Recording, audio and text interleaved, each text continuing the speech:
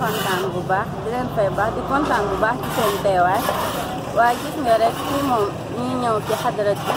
di liggéey ndax xadara bi moom nekk na loo xamante ni lu am solo la ci ñun ndax ñun amuñu ku dul yàlla ak yonent bi te gannaaw yàlla yonentam bu tedd boobu ñuy amuñu ku dul Seex Seydi Hadj Ma te Seex Seydi Hadj Ma si ku ko xam ne moom jaarul beneen tànk rek bu dul laqad kaana lakum fi rasulillahi uswatun hasana te Seydi Hadj Ma def ñoo royloo yonent yàlla Muhammad te moo tax nañ te set nag dafa bokk ci jaamu yàlla ba tax na ñun ñu nekk fii di setal dëkk bi woo suñuy mbokk suñuy xarit ak ñëpp ñi nga xamante ni si ay jullit lañ ñu ñëw jàpp ci liggéey bi ñun tamit ñu ñëw jàpp ci bu baax a baax a baax ba tax na rek daal set moom ci jaamu yàlla la rawatina ci Tiwaawan xam ne set la ñuy xam macha allah rabbi yow léegi loolu am na solo mais yow tey looy encouragé sa moroomu jigéen yi ci jamono ji ñu toll pour ñuy gën a mën a di participer ci lii ndax déjà actuellement am na ñu nekk seen kër waaye am na ñu fi nekk tey boo doon woo nit ñi di leen encouragé ci lii tey ban communication ngay def ak ñoom tey. waaw sama mbokk jigéen ñi surtout xale yi ma leen di woo rek di leen wax ne ñu ñëw ndax lii lépp loo fi def tamit yiw la te ku nekk xam nañ xalifa bi moo wax ñu ñëw def lii te ñun normalement waruñu sax xaar xalifa bi di woo kenn naan ko defal lii ndax ñun Tiwaawan nañ def te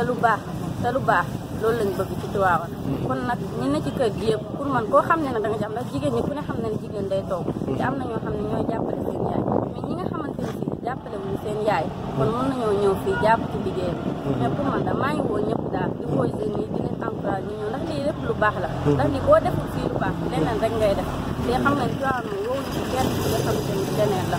te kuy ñëw nag ci gàmmu nga ñëw daal ñëw bu rafet ñëw bu rafet ndax di wax rek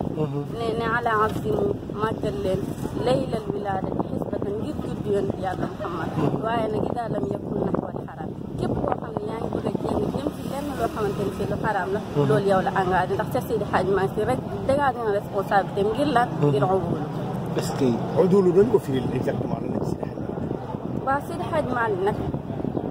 li muy wax rek mu ngi udulu comme ça engagé wul maanaam kenn koo xam ne moom deflawul kenn koo xamante ni leen loo xam lu bon la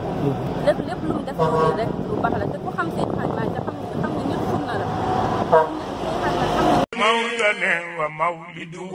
bi sharafun wajiyanan wa mawlidu bi sharafun wajiyanan wa mawlidu bi sharafun mawlana wa mawlidu bi sharafun xam ne nit ñi tam boo wootee ñëppay ñëw ñii nag dañu ñëw ngir jaamu yàlla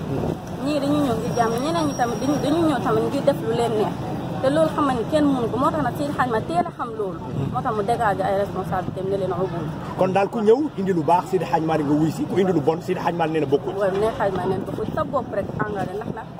ubul macha allah rabbi tabaarakallah